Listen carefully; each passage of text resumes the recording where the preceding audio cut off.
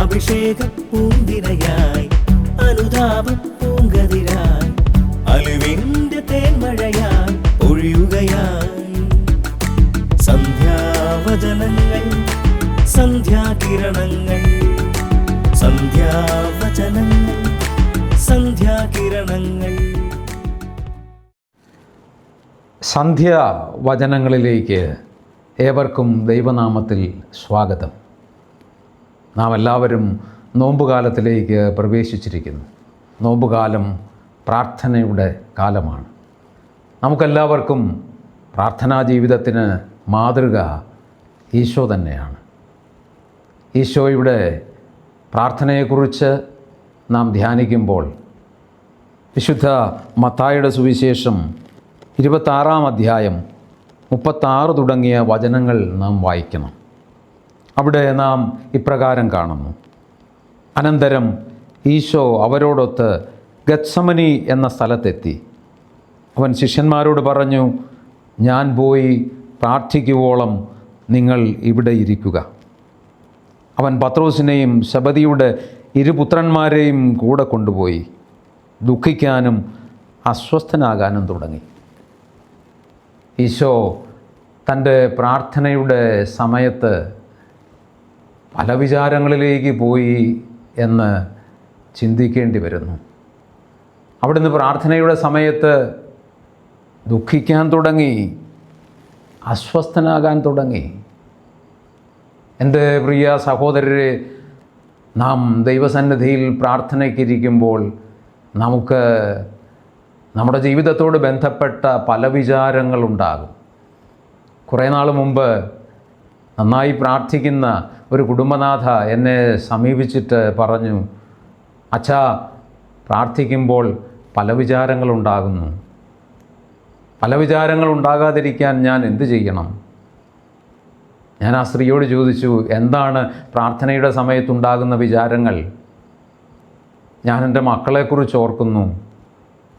ഞാൻ പറഞ്ഞു, മക്കളെക്കുറിച്ച് പ്രാർത്ഥനയുടെ സമയത്ത് ഓർക്കുമ്പോൾ ദൈവസന്നിധിയിൽ ഇങ്ങനെ പറയണം: കർത്താവേ, എൻ്റെ ഈ മക്കളെ, അവരുടെ പഠനത്തെ, അവരുടെ വ്യാപാരങ്ങളെ അവിടുത്തെ സന്നിധിയിൽ സമർപ്പിക്കുന്നു. അപ്പോൾ അത് പ്രാർത്ഥനയായില്ലേ? അച്ഛാ, ഞാൻ ചിലപ്പോഴൊക്കെ എൻ്റെ ബലഹീനതകളെക്കുറിച്ച് ഓർക്കും. ഏതൊക്കെ ബലഹീനതകളെക്കുറിച്ച് ഓർക്കുന്നുവോ ആ ബലഹീനതകളും ആ സാഹചര്യങ്ങളും ദൈവസന്നിധിയിൽ സമർപ്പിച്ച്, കർത്താവേ, എൻ്റെ ഈ ബലഹീനതകളെ, ഈ സാഹചര്യങ്ങളെ ഞാൻ നിൻ്റെ മുമ്പിൽ തരുന്നു, എന്നെ നീ നവീകരിക്കണമേ എന്ന് പ്രാർത്ഥിച്ചാൽ ആ പല വിചാരവും പ്രാർത്ഥനയായില്ലേ? വലിയ ഉൾക്കാഴ്ചയോടെയാണ് ആ സ്ത്രീ എൻ്റെ അടുത്ത് നിന്ന് തൻ്റെ വീട്ടിലേക്ക് അന്ന് തിരിച്ചു പോയത്. എൻ്റെ പ്രിയ സഹോദരരെ, ഈ നോമ്പുകാലം പ്രാർത്ഥനയിലൂടെ നാം മുമ്പോട്ട് പോകുമ്പോൾ നമുക്ക് തീർച്ചയായും പല വിചാരങ്ങളുണ്ടാകും. നമ്മുടെ ജീവിതത്തോട് ബന്ധപ്പെട്ട സാഹചര്യങ്ങളാണ് പല വിചാരങ്ങളായി വരുന്നത്. നാം ചെയ്യുന്ന ബിസിനസ്സിനെക്കുറിച്ചുള്ള വിചാരങ്ങൾ പ്രാർത്ഥനയുടെ മധ്യേ നമ്മുടെ മനസ്സിലുണ്ടാകാം. നമ്മുടെ കുടുംബത്തെക്കുറിച്ചുള്ള വിചാരങ്ങളുണ്ടാകാം. നമ്മുടെ ബലഹീനതകളെക്കുറിച്ചുള്ള വിചാരങ്ങളുണ്ടാകാം. ആ വിചാരങ്ങളെല്ലാം പ്രാർത്ഥനയാക്കി ദൈവസന്നിധിയിൽ നാം കൊടുക്കുമ്പോൾ തീർച്ചയായും നമ്മുടെ പല വിചാരങ്ങൾ പ്രാർത്ഥനയായി മാറും. അതുകൊണ്ട് ഈ നോമ്പുകാലത്ത് കൂടുതലായ പ്രാർത്ഥനയിലൂടെ നാം പോകുമ്പോൾ നമ്മുടെ പല വിചാരങ്ങളെ പ്രാർത്ഥനയാക്കി രൂപാന്തരപ്പെടുത്തുന്നതിന് നമുക്ക് ശ്രദ്ധിക്കാം. ദൈവത്തിൻ്റെ അനുഗ്രഹം നിങ്ങൾക്കെല്ലാവർക്കും ഉണ്ടാകട്ടെ.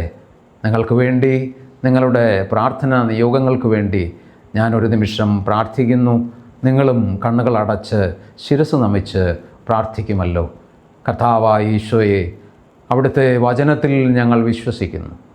ചോദിക്കുവിൻ, നിങ്ങൾക്ക് ലഭിക്കും; മുട്ടുവിൻ, നിങ്ങൾക്ക് തുറക്കപ്പെടും; അന്വേഷിക്കുവിൻ, നിങ്ങൾ കണ്ടെത്തും എന്ന് പറഞ്ഞ് അവിടുത്തെ വചനത്തിൽ വിശ്വസിച്ചുകൊണ്ട് ഈ മക്കൾക്ക് വേണ്ടി ഞാൻ പ്രാർത്ഥിക്കുന്നു. ഇവരുടെ മനസ്സിലുള്ള എല്ലാ പ്രാർത്ഥനാ നിയോഗങ്ങളെയും അവിടുത്തെ സന്നിധിയിൽ സമർപ്പിച്ച് അവിടുത്തെ ഇടപെടലിനായി പ്രാർത്ഥിക്കുന്നു. കർത്താവേ, കരുണയായിരിക്കണമേ.